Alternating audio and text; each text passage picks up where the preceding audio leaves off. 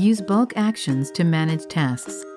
Learn how to use bulk actions to facilitate and save management time on multiple tasks. Manage large-scale decisions efficiently. These functions are exclusive to users with permission to create and edit tasks. Bulk actions.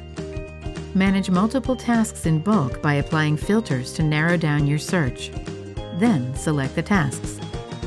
You will be able to archive, unarchive, delete, and/or copy their links.